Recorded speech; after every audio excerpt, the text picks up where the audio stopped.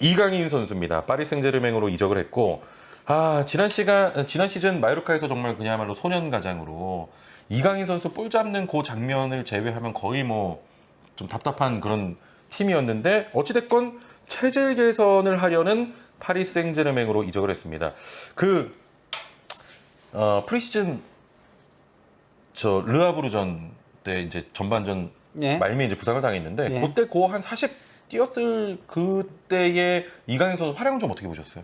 그때는 상당히 인상적이었죠. 예. 뭐 가장 인상적인 모습을 보여준 선수 중에 한 명이었죠. 이강인 선수가. 네. 예. 그러니까 왜냐면 이강인 선수의 프리시즌에 대한 이야기를 좀 하고 싶습니다만, 이제 부상 때문에 많이 출전 그렇죠. 못하면서. 그리고 사실 전북전은 그냥 팬 서비스 차원에서 나온 거죠. 네. 그러다 보니까 이제 최전방 공격수로 배치를 아예 해버렸죠. 좀 덜 뛰는. 예, 아예 네. 그냥 최대한 뛰지 않게 스프린트를 그렇죠. 하지 않게 하기 위해서 네. 그렇게 엔리케 감독이 배려를 했던 거였죠, 말 그대로. 네.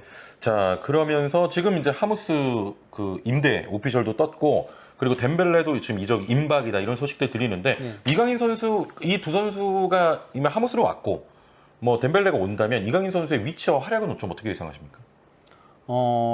지금 입장에서는 그러면은 좀 오른쪽 윙과 메짤라 역할을 왔다 갔다 하면서 뛰지 않을까. 네네. 이거는 뭐 엘리케 감독도 직접 얘기를 했잖아요. 그러니까 그때 이제 기자회견 때. 예. 쿠팡 플레이와의 그 인터뷰에서 그렇게 얘기를 했었죠. 네. 이강인은 중앙에서도 뛸 수 있고 측면에서도 뛸 수 있는 선수다라고 얘기를 했잖아요. 예, 그렇기 때문에 뭐 팀 상황에 따라서 다양한 역할들을 수행할 걸로 보입니다. 네. 그리고 뭐 저는 이강인 선수는 그래도 어느 정도는 중용을 받을 거라고 생각을 해요. 왜냐면은 이강인 같은 유형의 선수가 그렇게 많지 않거든요. 그렇죠. 파리에는. 네. 예.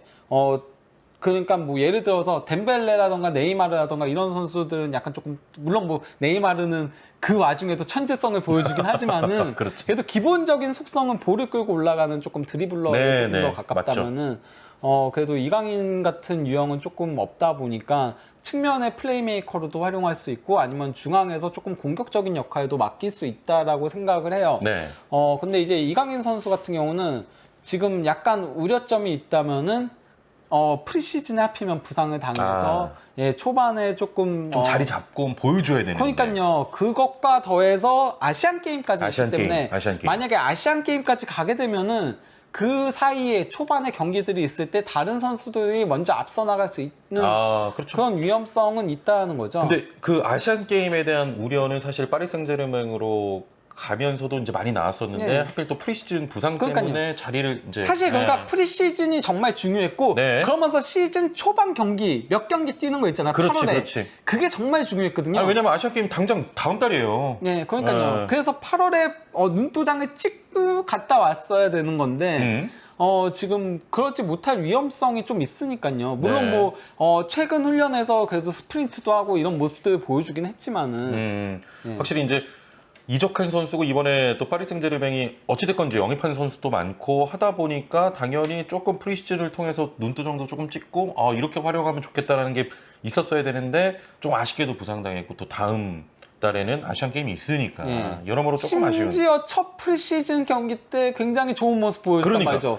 근데 그때 너무 잘했는데. 그러니까요. 그래서 도리어 막 파리 팬들도 정말 기대를 많이 했었는데, 그때 공교롭게 부상을 당해가지고 네. 그 이후에 현재까지는 보여준 게 없다라는 게 정말 아쉬운 부분인 거죠. 그렇죠. 예, 그리고 이제 또 한 가지 우려점은 파리 생제르맹 팀 자체가 지금 너무 어수선하다. 여기 왜 이렇게 소란스러운 거야? 여기 원래 여기가 전력 대비 성적을 못 낸 이유예요, 이게. 아니 그러니까 너무 슈퍼스타들에 의존하는, 그러니까 그 영입 자체도 슈퍼스타도 그냥 슈퍼스타가 아니라 대슈퍼스타들이 오니까 확실히 이런 데서 조금 불협화음들이 있는 것 같아요. 거기다가 플랜에 따라서 선수를 영입했다라고 보이지가 않잖아요. 그냥 슈퍼스타 어떻게든 그것도 막 선수 옵션 줘가면서 말 그대로 그러다 보니까 끌려다니게 된 거예요, 지금 와서. 그 약간 파리가 호구 계약한다. 그렇죠. 네. 아니 은바페 같은 경우가 가장 대표적인 케이스죠. 네. 네이마르도 그랬잖아요. 네이마르 사실 지난 여름에 파리 생제르맹이 팔려고 했어요. 네. 근데 그때도 로열티 보너스가 있었거든요. 그 좀 버티면 돈 받는 거. 예, 그래서 네이마르 남았잖아요. 지금 은바페도 지금 그런 거 아니에요? 예, 좀 그리고 버텨가지고 또 이제 돈 받는 거. 네이마르 계약 기간 2025년까지인데 네이마르도 1년 그 연장 옵션이 선수 옵션이에요. 네네. 그리고 은바페도 지금 1년 연장 옵션이 선수 옵션이니까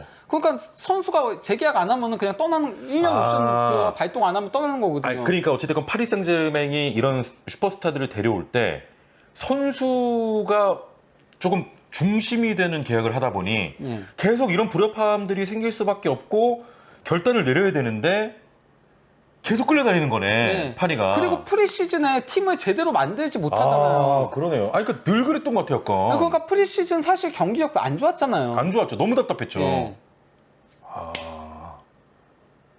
그 은바페 이거 빨리 좀 어떻게 보관해서 정리해야 되는 거 아니에요, 지금? 구슬이 서말이어도 깨어야 보배인 건데. 뭐 아니, 네. 프랑스 리그에선 그래도 우승할 수 있겠죠. 그렇지, 리그 앙에서는 앞살이니까. 근데 파리가 리그왕 우승하려고 그렇게 선수 모으고 한 거 아니잖아요. 챔스 우승이죠. 그러니까요. 비기어 들어야 되는데. 그러려고 한 건데 예. 이게 파리가 결국 우승 못하는 문제라고 할 수 있는. 아니, 그러면 형이 봤을 때는 파리에 지금 어수선한 상황이 뭐뭐 있다고 생각해? 은바페 이적사가. 네이마르도 요즘 아닌 것 같긴 해도 막 계속 네이마르 얘기도 나오고. 네이마르도 어쨌건 뭐 네이마르 자체가 떠나고 싶어 한다는 얘기도 있고 파리 생제르맹도 떠나 보내려고 한다는 얘기들이 그 공신력 높은 매체들에서 지금 계속 나오고 있어요. 그러니까 그래요? 부치는 부인을 했지만은 아버지께서는 아버지는 부인했지. 예, 근데 아버지께서 부인한 것도 결국은 네이마르가 이적을 요청한 적이 없다인 거지.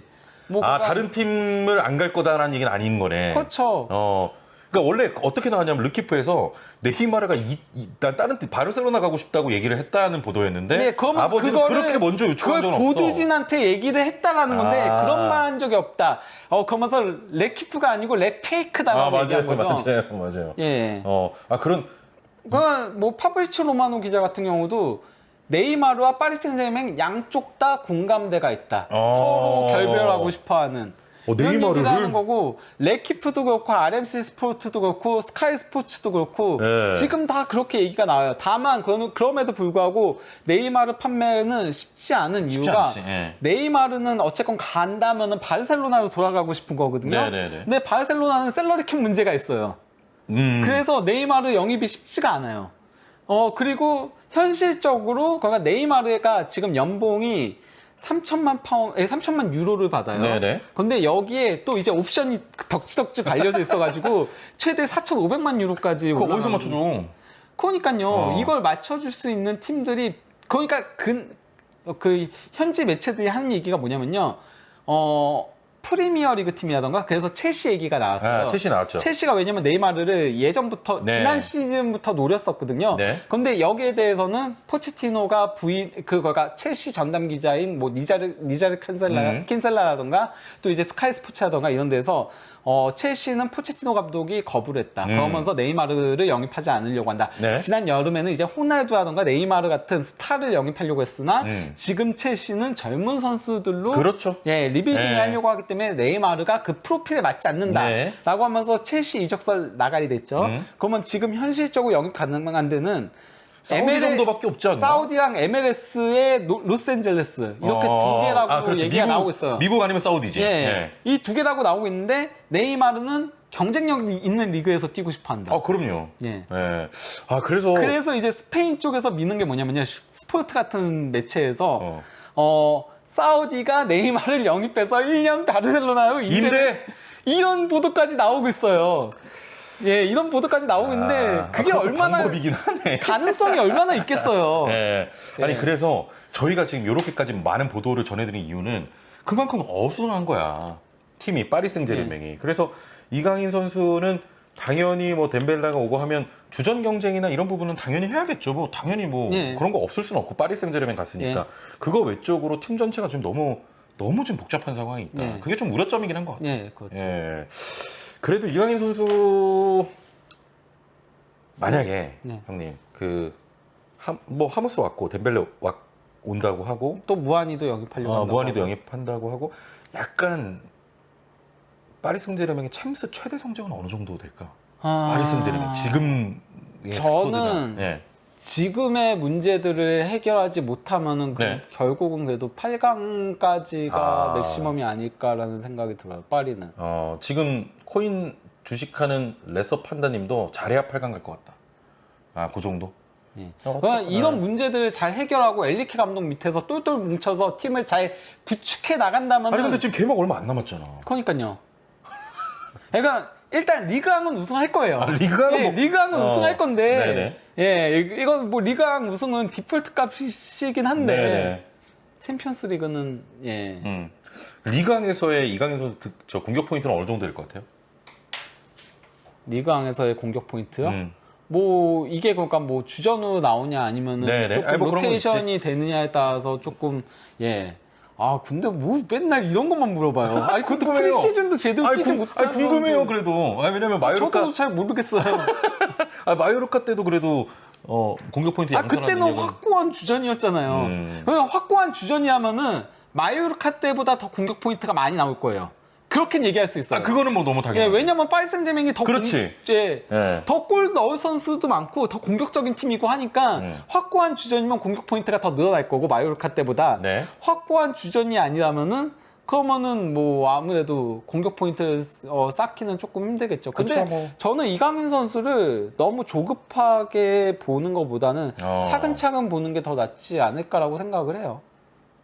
조금 그러니까 지금 아니 제 말은 그러니까 너무 막 지금 당장 뭐 그런 것도 좀 있는 네. 것 같긴 하다. 진짜 현실적으로. 왜냐면 너무 화제에 가는 선수고 거기다 또 파리 생제르맹으로 네. 이적을 했기 때문에 좀 급한 것 같긴 하다. 전체적으로 네. 모든 게. 사실 지금 나이에 파리 생제르맹 간 게 정말 대단한 거예요. 이건 저도 반성해야 예. 됩니다. 아니 왜냐면 손흥민 선수도 그 나이 때 어쨌건 레버쿠젠 가고 있거든요. 네네네 맞아요. 그리고 토트넘으로 갔을 때도 조금 어려웠고 초반에는. 그래서 그 나이에 네. 그 나이에 파리 생제르맹 간 선수가 우리나라에 역대 아. 누가 있어요? 아무도 없어요. 아니 그냥 그 파리 급. 생제르맹이 없어. 그러니까요. 아니 제 말은 그 급. 급의 팀. 예. 예. 어쨌건 파리 생제르맹이 저희가 막 지금 뭐 불안 요소가 많네 어쩌네 얘기했지만은 네네. 그래도 챔스 4강까지 가도 이상하지 않은 팀이에요. 우승해도 이상하지 않은 팀이에요. 그렇죠. 예. 예. 그런 팀을 이강인이 간 거 자체가 정말 대단한 거예요. 맞네. 진짜 이거 네. 좀 반성하게 됩니다. 예. 형 그렇게 와 하니까 되게 멋있다. 딱 들어오네. 그래요. 이제 뭐 이강인 선수 이제 막 가서 적응도 해야 되고 경쟁도 해야 되고 뭐 회복도 해야 되고 거기에 아시안 게임, 아시안 컵도 지금 소화를 해야 되기 때문에 우리가 좀 너무 급하게 바라보는 것보다는 지금도 엄청난 업적을 이룬 선수고 앞으로 미래가 엄청나게 기대가 되는 선수이기 때문에 함께 좀 따라가면서 응원하면서 편한 마음으로 좀 지켜보면 될 것 같습니다. 어찌됐건 잘할 거거든요, 이강인 선수는.